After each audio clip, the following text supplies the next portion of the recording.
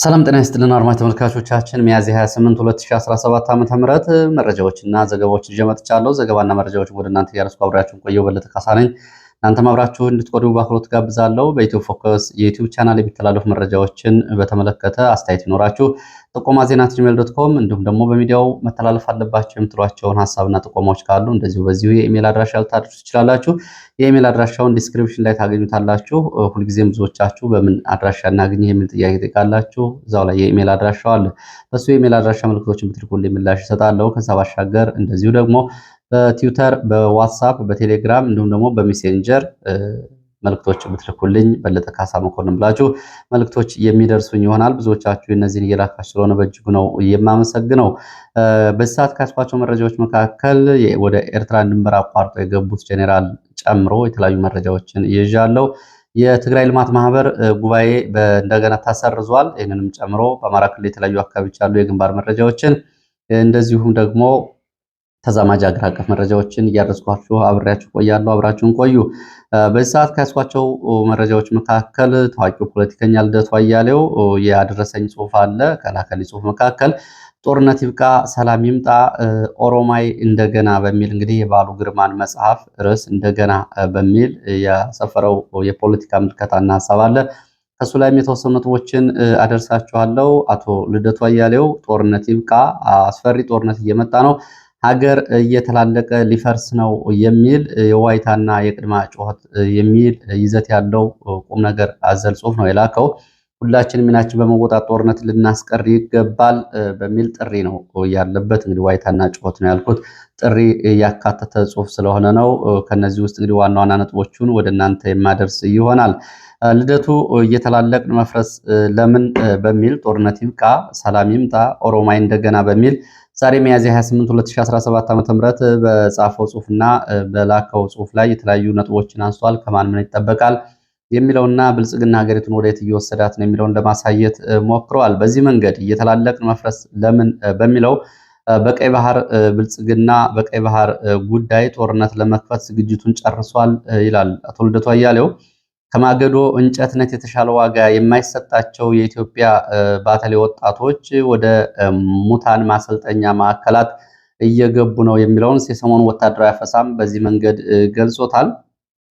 ከዚህ ጋር በተያያዘ እንግዲህ እየተላለቅን መፍረስ ለምን በሚለው ስር የተለያዩ ነጥቦችን አንስቷል። ካነሳቸው ነጥቦች መካከል በጽሁፉ የኢትዮጵያ ከመቼውም ጊዜ በላይ በአንድ ሀገር ልጆች ትስስራቸው እየተበጣጠሰ መምጣቱን የፖለቲካ እውቀት ማለት አካታችንና አስተባባሪ መፍትሄዎችን ማፍለቅ ሳይሆን አክራሪ ብሔርተኝነትና የጦር አጀንዳ ማራመድ እየሆነ መምጣቱ ከትህትና ከርህራሄ ይልቅ ጥላቻና ጭካኔ ትውልዱ ዋና መገለጫ ባህሪ እየሆነ መምጣቱ ሀገርን አንድነትን ሰላም ወዳድ የኋላ ቀርነትና ያላዋቂነት መገለጫ እየሆነ መምጣቱ ፖለቲካ እውቀትና ልምድን የሚጠይቅ ክህሎት ሳይሆን የጀብደኞች የጥላቻ አራማጆች ያሉባልተኞችና ዋና ተግባር እየሆነ መምጣቱ የሁላችንም የጋራ ጨቋኝ የሆነው አገዛዝ በጋራ ከመታገል ይልቅ የጎንዮሽ ቅራኔና ትግል የበለጠ ቦታ እያገኘ መምጣቱ ኃላፊነትና ተጠያቂነት ጠፍቶ ከህዝብ ፍጅትና እልቂት ጭምር ስልጣን መያዝ ሆነ ማጽናት የሚያኮራ ተግባር እየሆነ መምጣቱ በስልጣን ላይ ያለው አገዛዝ ብቻ ሳይሆን በተቃዋሚዎች ጎራና ዜጎች ጭምር የሀገሪቱን እየተላለቁ የመፍረስ አደጋ የበለጠ ፈጣንና አይቀሬ ለማድረግ ተግተን እየሰራን መሆኑ በአጠቃላይ እንደ መንግስት ተቃዋሚ ኃይልና የህዝብን የፖለቲካ አስተሳሰብና ብቃታችን ከመዳበር ይልቅ ከጊዜ ወደ ጊዜ እየቀነጨረ መምጣቱን በውል ስለምገነዘብ ነው ይህንን ጽሁፍ የጻፍኩት በሚል እነዚህን ነጥቦች አንስቶ ጽፏል። እንግዲህ ከማን ምን ይጠበቃል በሚለው ጉዳይ ላይ ብዙ ነገሮችን አንስቷል። የወጣቶችም እየታፈሱ ወደ ሙታን ማሰልጠኛ ማዕከላት የጦር ማሰልጠኛ ትምህርት ቤቶች የሄዱ መሆናቸውንም እንደዚሁ ጨምሮ ከገለጸ በኋላ ፋኖ በከፊልና የኦሮሞ ነጻነት ሰራዊት የጠላት ብቻ ነው በሚል በብልጽግና ላይ ለመዝመት እየተዘጋጁ መሆናቸው ከኤርትራ ጎን ተሰልፈው ይሄ ጉዳዩን የከፋ ያደርገዋል ሲል ልደቱ ስጋቱን ይገልጻል። የለየለት ጦርነት ከተጀመረ መንግስት የሌለው እየተላለቁ የመጥፋት እና የመፈራረስ ጣፈንታ የሀገራችን ጉዳይ ይሆናል። ስለዚህ ይህንን ለማስቆም ከማን ምን ይጠበቃል የሚለው የመፍትሄ ሀሳቦችን ለማመላከት ሞክሯል። ከኢትዮጵያ መንግስት ምን ይጠበቃል በሚለው ላይ ጦርነቱን ለማስቀረት ከሁሉም በላይ ኃላፊነት ያለበት የብልጽግና መንግስት ነው ብሏል። ጦርነቱን ከልቡ ማስቀረት ከፈለገ የኤርትራን ሉዓላዊነት ለመጣስና አሰብን ለመውረር የሚያደርገውን ዝግጅት ማቆም አለበት። ፋኖና ኦነግን ለማጥፋት ከሚያደርገው ጦርነት ይልቅ ዘላቂ የተኩስ አቁም አውጆ ወደ ሰላም መምጣት አለበት። ህወሓትን እንደገና በአሸባሪነት ለመፈረጅ የሚያደርገውን እንቅስቃሴ ማቆም አለበት። ተቃዋሚዎችን ማፈንና ማሳደዱን ማቆም አለበት ብሏል። ከታጣቂዎች ጋር ሀቀኛ ድርድር፣ አዲስ የሽግግር ሂደት መጀመርም አለበት። ባለፉት 7 ዓመታት የሄድንበት ሂደት ከመላላጥ ውጭ ያመጣልን መንገድ የለም በሚል ይህን እንግዲህ አማራጭ መፍትሄውን ከመንግስት ምን ይጠበቃል የሚለውን በዚህ መንገድ ለማሳየት ሞክረዋል። ሌላው ከተቃዋሚው ጎራ ምን ይጠበቃል በሚለው ተቃዋሚዎችን በእጅጉ የተቸበት አምድ ነው ይሄ።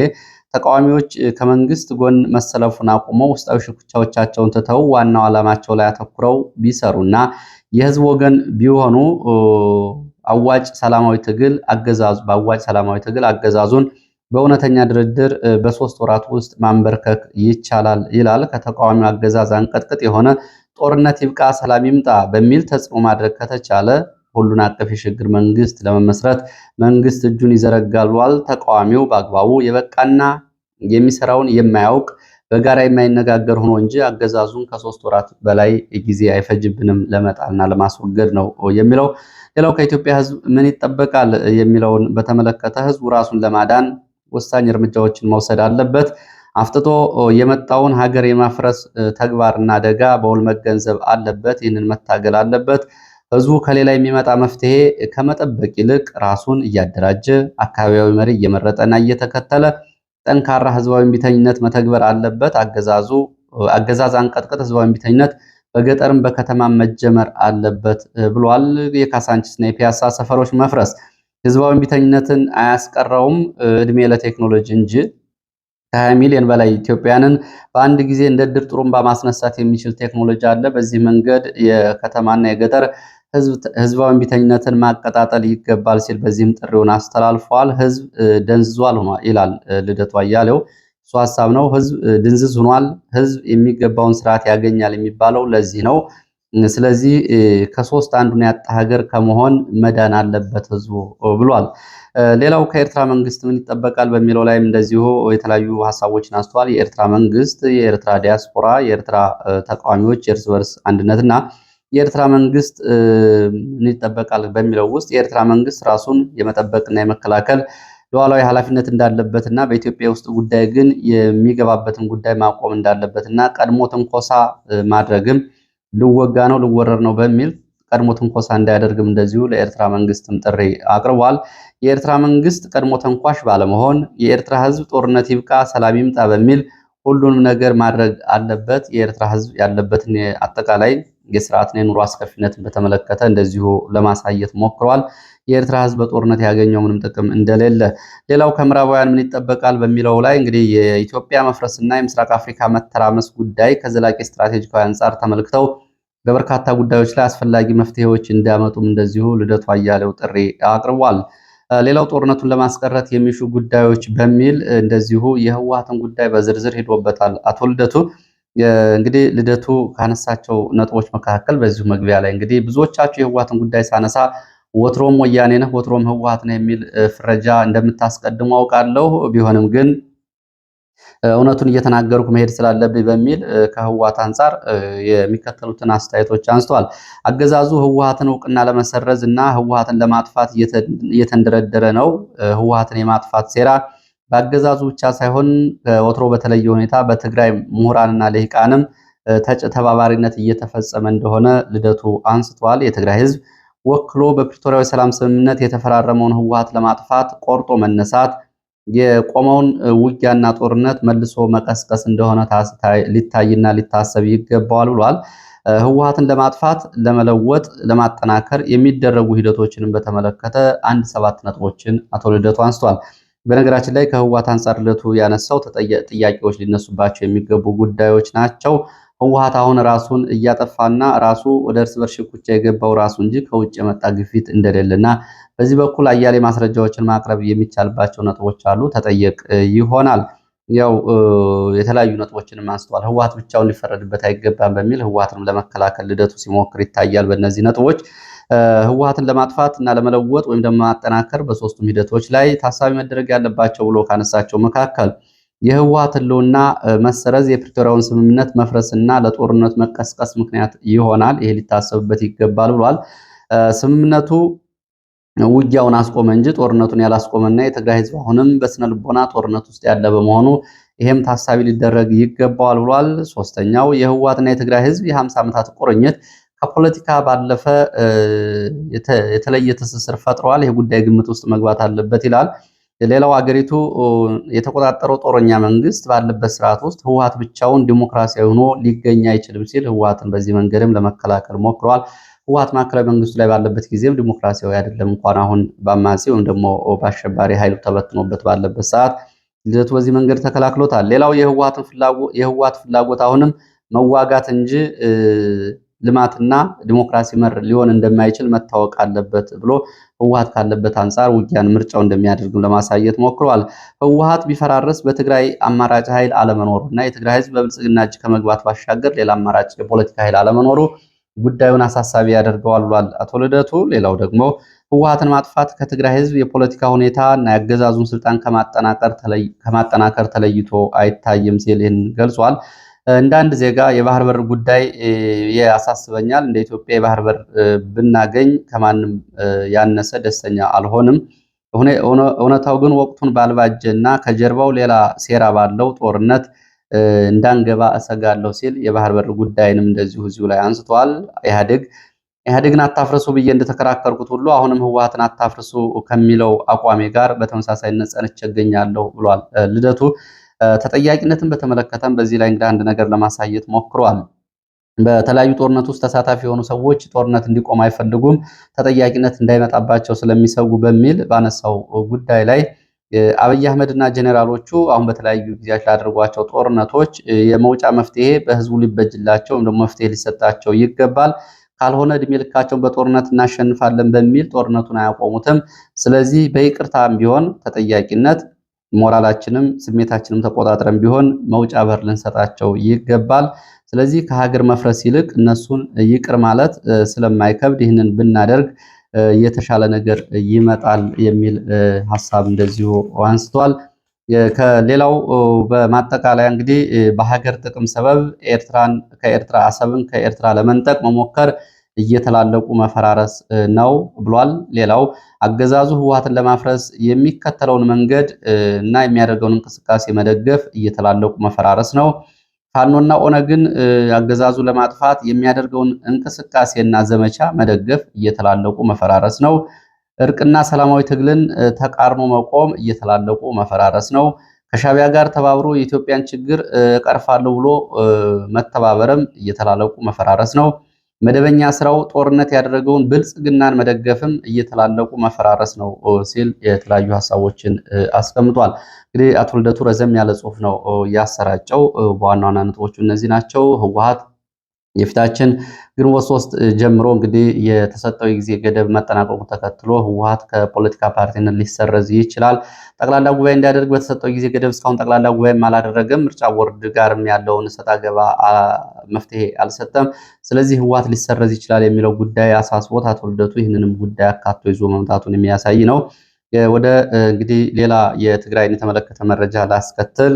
በትግራይ የትግራይ ልማት ማህበር 12ኛ ጉባኤ ተሰርዟል ተብሏል። የትግራይ ልማት ማህበር 12ኛ ጉባኤ መሰረዙን የኢትዮጵያ ሲቪል ድርጅቶች ባለስልጣን ሚያዝያ 28 ዛሬ 2017 ለትግራይ ልማት ማህበር በጻፈው 2 ገጽ ደብዳቤ ላይ አሳውቋል። ደብዳቤው ላይ እንግዲህ እንደሚታየው ይህንን ጉባኤ የሰረዘው የሲቪል ድርጅቶች ባለስልጣን በተደረገው ስብሰባ ከጥሪ ጀምሮ ተሳታፊዎች በአግባቡ የተጠሩበትና መስፈርቶቹን ያሟላና ያልጠበቀ ስለነበረ፣ ሁለተኛ የስራ አመራር ቦርድ ምርጫው ጣልቃ ገብነትና የፖለቲካ ጣልቃ ገብነት ያለበትና ተሳታፊዎች ያላመኑበት፣ ተሳታፊዎች ደግሞ ስብሰባውን ረግጠው የወጡበት ስለሆነ አዋጅ ቁጥር 1113 ዝባር 2011 መመሪያና ደንብ በተጻረረ መልኩ የተደረገ ስለሆነ የትግራይ ልማት ማህበር የቦርድ አባላት ምርጫ በህግ ፊት እውቅና ስለሌለው ጉባኤውን ሰርዤዋለሁ፣ ስለዚህ እንደገና ሌላ ጉባኤ ማድረግ እንዳለበት ለትግራይ ልማት ማህበር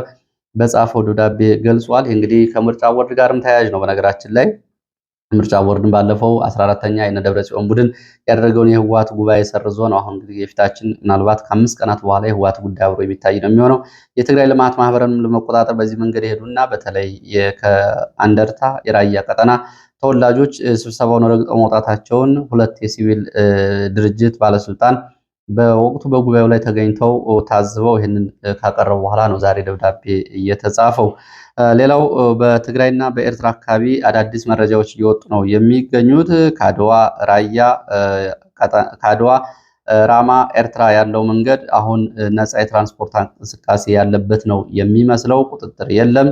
ከመቀሌ ወደ አስመራ ሸቀጦች እየተጫኑ ነው፣ ነዳጅም እንደዚሁ እየተጓጓዘ ነው ብለዋል የመረጃ ምንጮቹ። ወደ ትግራይ የሚገባው ነዳጅ በፌዴራል መንግስቱ ጫና ውስጥ ቁጥሩ እንዲቀንስ ወይ ደግሞ መጠኑ እንዲቀንስ ተደርጓል ከሚለው አንጻር በዛ በኩል የነዳጅ ዝውውርም እየተደረገ ነው ብለዋል። ከዚህ ባለፈ ግን የጀኔራል ማሾ በየነ ሰሞኑን አስመራ ድንበር አቋርጦ አስመራ ስለመሄዱ የመረጃ ምንጮቹ ገልጸዋል።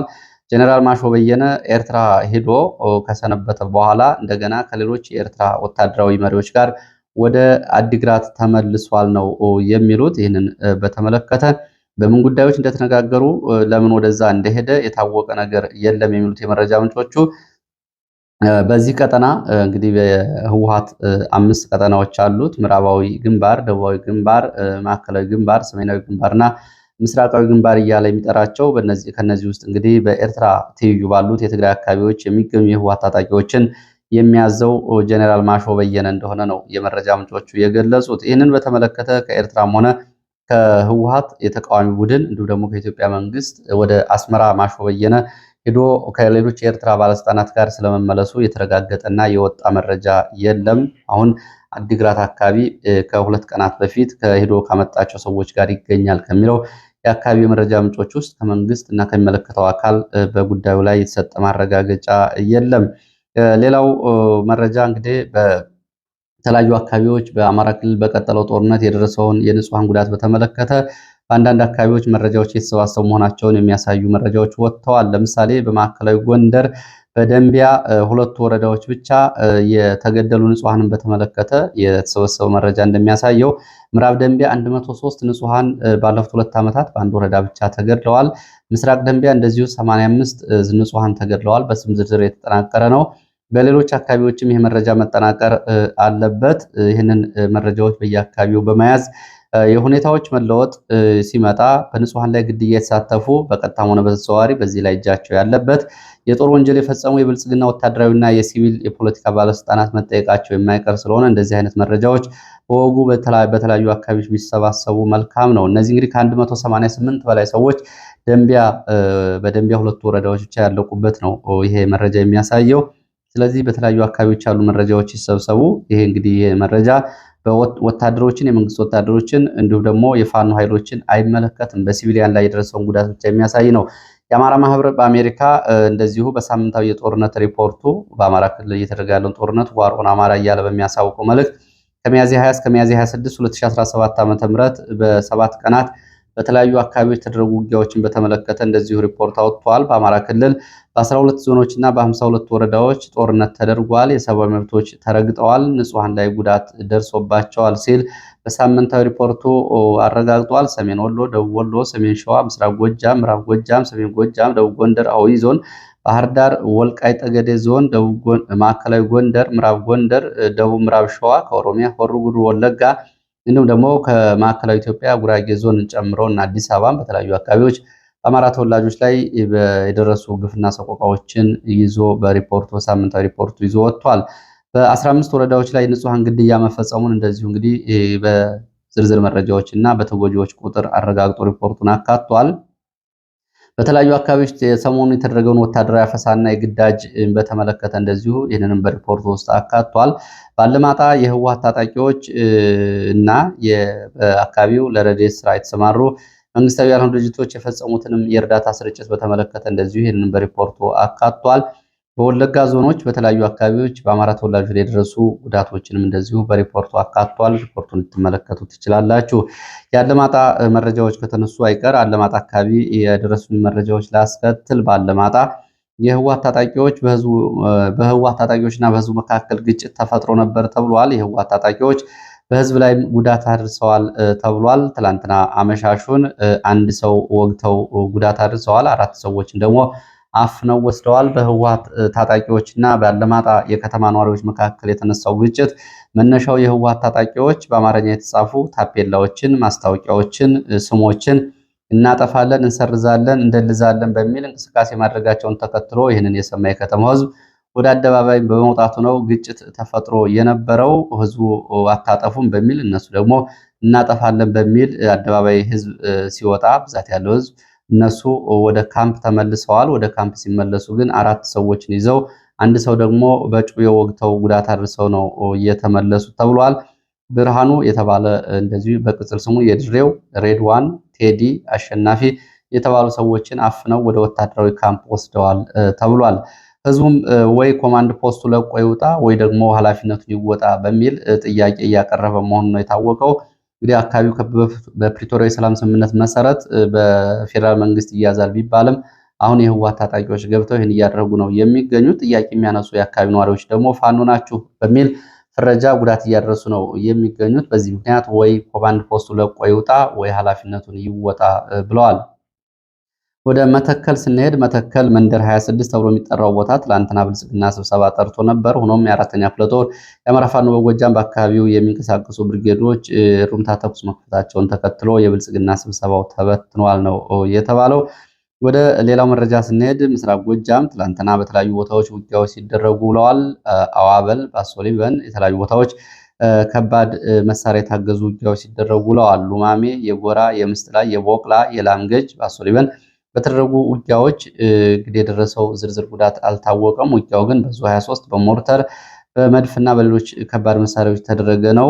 መድፍ ጭምር በመተኮስ የቁም እንስሳትን፣ የአርሶ አደር መኖሪያ ቤቶችን በከባድ መሳሪያ መንግስት ወታደሮች እንዲወድሙ አድርገዋል ተብሏል። በእነዚህ ውጊያዎች እንግዲህ በንብረት ላይ በመንግስት ወታደሮች ላይ በፋኖና በንጹሃን ላይ የደረሱ አሃዛዊ መረጃዎች እየተሰባሰቡ ነው ተብሏል። በተመሳሳይ በተለያዩ አካባቢዎች የመንግስት ወታደሮች የሚያደርጓቸውን ስምሪቶች በተመለከተ በተለይ ሚሊሻ በንጹሃን ላይ የሚፈጽመውን ግፍ፣ ሰቆቃ፣ ግድያ፣ እገታ እንዲሁም ደግሞ የንብረት ማውደም በተመለከተ በትላንትናው ዕለት በደቡብ ጎንደር ደራ ወረዳ 18 የሞተር ብስክሌቶችን እንደዚሁ የመንግስት ወታደሮች ወስደዋል ከአካባቢ ነዋሪዎች ነጥቀው። ትላንትና ጉማራ አቅራቢያ እንደዚሁ ከባድ ውጊያ ሲደረግ ውሏል። በደቡብ ጎንደር ከጉማራ ወንዝ አቅራቢያ በተደረገው ውጊያ የደረሰው ጉዳት በዝርዝር አልታወቀም ነው የተባለው። ከዛ ባሻገር እንግዲህ አንድ የተለያዩ አስተያየቶችንም ልካችሁልኛል። ከላካችሁልኝ አስተያየቶች መካከል በተለያዩ አካባቢዎች በፋኖች መካከል እርስ በርስ የሚደረገው በተለይ ሰሞን ሸዋ አካባቢ ያለው ሁኔታ በተመለከተ ብዙዎቻችሁ በውስጥም መልእክቶችን ልካችሁልኛል። ጉዳዩ እንግዲህ ይሄ ጉዳይ እንዳይመጣና ፋኖ ከመጀመሪያውም በዓላማና በወታደራዊ እንዲሁም ደግሞ ፖለቲካዊ አደረጃጀት አንድ እንዲሆን ያለማሳለስ ጥሪዎችን በማቅረብ እንግዲህ እንደ ሚዲያም ኃላፊነት ለመወጣት ተሞክሯል። ከዛ ባለፈ ግን በአንድ በረት ውስጥ 2 ኮርማ አይኖርም በሚል እንግዲህ አንድ ኮርማ እንዳሸነፈ የሚል ቅስቀሳ የሚያደርጉ ከሞራልም ኃላፊነት አንጻር ያለባቸው ሰዎች ይህንን ኃላፊነት ሊወስዱ ይገባል። አሁንም ሳይመሽ የከሰረው ከስሮ የተጎዳው ተጎድቶ ወደ አንድነት መምጣት ብቸኛው መፍትሄ ነው።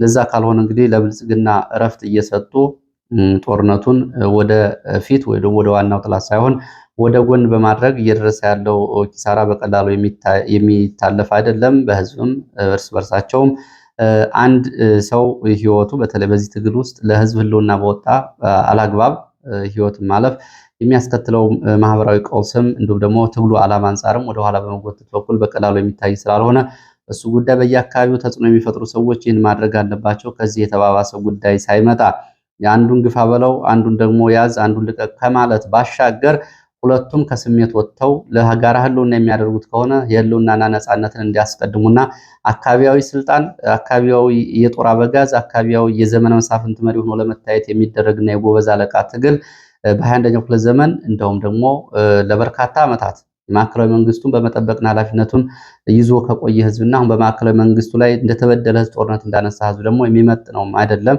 ስለዚህ ይሄንን በተመለከተው ሁሉም ድርሻውን ሊወጣ ይገባል። እነዚህን መልእክቶች ነው ማስተላለፍ የሚፈልገው። በርካታዎቻችሁ በርካታ መረጃዎችን ከተለያዩ አካባቢዎች ልካችሁልኛል። እናንተ የሰማችኋቸው ለእኛም ይደርሳሉ። በአንጻሩ እንግዲህ የሚዘገቡበት መንገድ የባሰ ችግሩን የሚያባብስ ስለሚሆን አንዳንዶቹ እውቅናም የማይሰጣቸው እዛው ችግሩን እንዲፈቱም በማድረግ በኩል ስለሚተው ነው። አመሰግናለሁ። ጥቆማና ሀሳቦችን የላካችሁልኝ። ለዚህ ሰዓት ያስኳቸው አጫጭር መረጃዎች እነዚህ ነበር የሚመስሉ። ስለተከታተለው በእጅጉ አመሰግናለሁ። መልካም ጊዜ